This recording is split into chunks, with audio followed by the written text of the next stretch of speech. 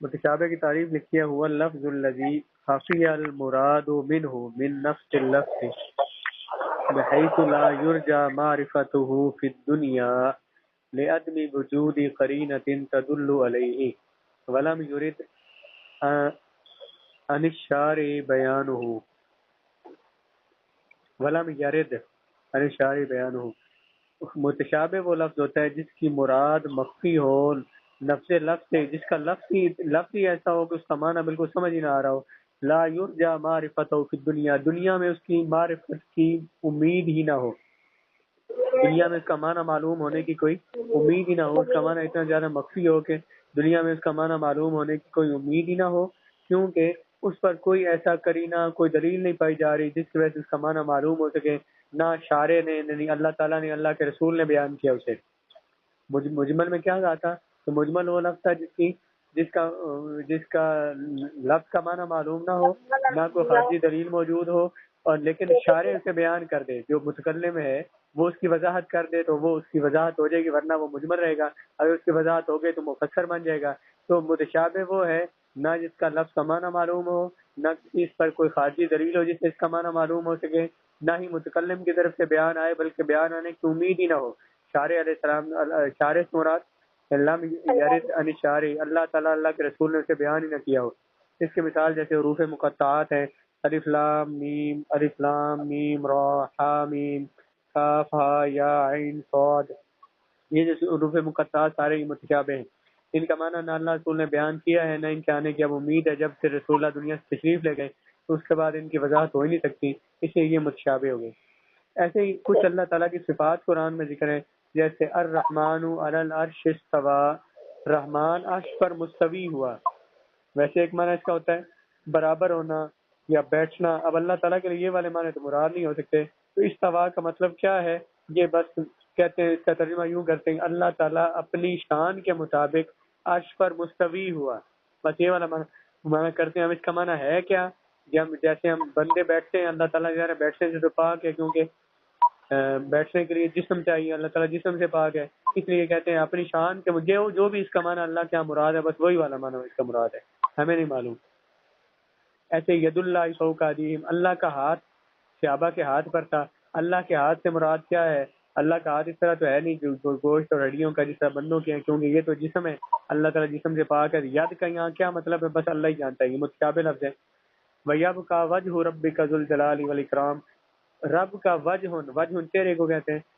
تو یہاں بعد نے کہا کہ رب کی ذات باقی رہ جائے گی، بعد نے کہا کہ وجہ ان کا کیا مطلب ہے ہمیں نہیں معلوم، یہ جو ہے نا یہ اس کا معنی مخفی ہے اور یہ متشابہ ہے۔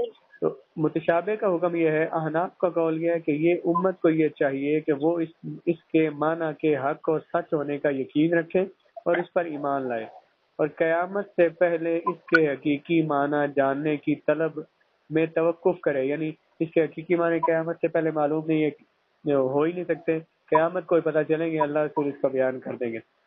تاہم حضور نبی کریم علیہ السلام کے بارے میں متشابہات کا حکم یہ ہے، یعنی حضور انہیں جانتے کہ نہیں جانتے، اما فی حق النبی فکان معلوما بہ باعلام اللہ تعالی، حضور کے بارے میں احناف کا امت کا موقف یہ ہے کہ حضور علیہ السلام کو اللہ نے ان کا علم دیا ہوا تھا، امت کو اس کا علم نہیں دیا گیا۔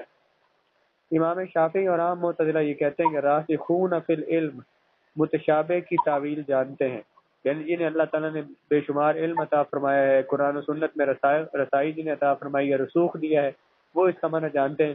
جیسے عبداللہ بن عباس رضی اللہ تعالیٰ عنہ جو قرآن کے عالم ہیں، قرآن کے پہلے مفسر ہیں، رسول اللہ علیہ السلام کے بھائی ہیں، اور جنہیں حضور نے جن کے بارے میں دعا کی اللہم فقہہ التاویل، مولا انہیں دین کا علم عطا فرما، وہ فرمایا کرتے تھے کہ اللہ نے فرمایا قرآن مجید میں وما یعلم تاویلہ الا اللہ والراسخون فی العلم، کہ ان جو متشابہ الفاظ ہیں ان کی تعویل کو کوئی نہیں جانتا سوائے اللہ کے، والراسخون فی العلم، اور وہ کہتے تھے اور راسخون فی العلم، یعنی کہ اللہ کے علاوہ کوئی نہیں جانتا، اور راسخین فی العلم کے علاوہ ان کا معنی کوئی نہیں جانتا۔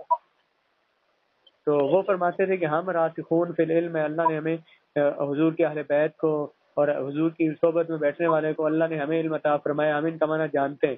اس لیے امام شافعی اور امام معتزلہ یہ کہتے ہیں راسخون فی العلم جو ہے وہ متشابہ کی تعویل جانتے ہیں، لہذا ان کے نزدیک متشابہ کا حکم یہ ہے کہ اس کے معنی کے حق ہونے کا عقیدہ رکھا جائے اور اسے سمجھنے کے لیے غور و فکر کیا جائے۔ اگر لکھا ہے کہ یہ جاننا چاہیے کہ وہ تمام آیات قرآنیہ اور احادیث نبویہ جو احکام شریعہ سے متعلق ہیں ان میں سے کوئی بھی متشابہ نہیں ہے۔ جن میں شریعت کے احکام آئے ہیں، جن میں فقہ کے مسائل جن سے ہم ثابت کرتے ہیں، وہ آیات اور حدیث ان میں سے کوئی بھی متشابہ نہیں ہے، کیونکہ احکام شریعہ جو ہے ان پر تو عمل کرنا ہوتا ہے، اور جن پر عمل کرنا ان کی سمجھ ہی نہ آئے تو پھر عمل کیسے ہوگا؟ اس لیے یہ عقل کے خلاف ہے کہ وہ آیات جن سے شرعی احکام ثابت ہوتے ہیں وہ جو ہے نا وہ متشابہ ہوں، یہ عقل کے خلاف ہے۔ اور یہ بعید از قیاس ہے، یعنی عقل سے بعید ہے اللہ تعالیٰ اپنے بندوں کو نص کے ذریعے کسی آیت اور حدیث کے ذریعے ایسے حکم کا مکلف بنائے، ایسا حکم بندوں پر لازم کرے جس کے مفہوم تک عقل کو رسائی نہ ہو، جہاں تک عقل پہنچ نہیں سکتی تو اللہ فرمائے کہ اس پہ عمل کرو، ایسا نہیں ہو سکتا۔ اس لیے جو شرعی احکام والی آیات ہیں وہ ان میں سے یا ان حدیث میں سے کوئی بھی متشابہ نہیں ہے۔ متشابہات کی تعویلات جاننے میں علماء سلف اور خلف میں کثیر اختلاف ہے۔ سلف کہتے ہیں صحابہ اور تابعین کو، اور خلف ان کے بعد والوں کو کہتے ہیں کہ یہ ایک متشابہ کی تعویل کو جانتا ہی نہیں جانتا۔ اس میں بہت سے اختلاف ہیں جس کی تفسیر اس مختصر کتاب میں ممکن نہیں ہے۔ اس کی تفصیلات کا مطولات بڑی کتابوں کی طرف رجوع کیا جائے، طویل کتابوں کی طرف۔ تو یہ لفظ کے ظہور اور خفا کے اعتبار سے لفظ کی اقسام تھی۔ لفظ کے ظہور کے اعتبار سے 4 قسمیں تھیں، خفا کے اعتبار سے بھی 4 قسمیں تھیں جو ایک دوسرے کے مد مقابل ہیں۔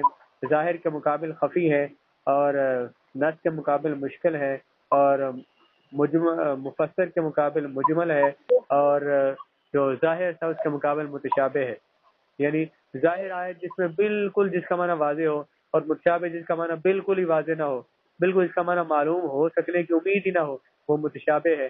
ایسے ہی جو ہے نا یہ ان کے میں یہ ایک دوسرے کے مقابلے مجمل وہ ہوتا ہے جس کا معنی بالکل معلوم نہ ہو، اور اسی مجمل کی اگر وضاحت آ جائے دلیل ظنی سے تو دلیل قطعی سے تو وہی مفسر بن جاتا ہے۔ ایسے مشکل کہا تھا کہ جس کی دلیل خارجی سے جس کا معنی معلوم ہو سکے تو اس کو مشکل کہتے تھے، اور نص یہ تھا کہ کلام کے چلاؤ سے ہی معنی کا سمجھ آ جائے، وہ نص تھی۔ اور خفی یہ تھا کہ لفظ کے ظاہر کے معنی لفظ کے ظاہر اپنے معنی پر دلالت کر رہا ہو لیکن بعض افراد کے اعتبار سے وہ معنی مخفی ہو، اور ظاہر جو تھا جس کا معنی بالکل واضح ہو۔ اور تو اس طرح سے یہ ایک دوسرے کے جو ہے نا وہ مقابل ہیں یہ ساری چیزیں۔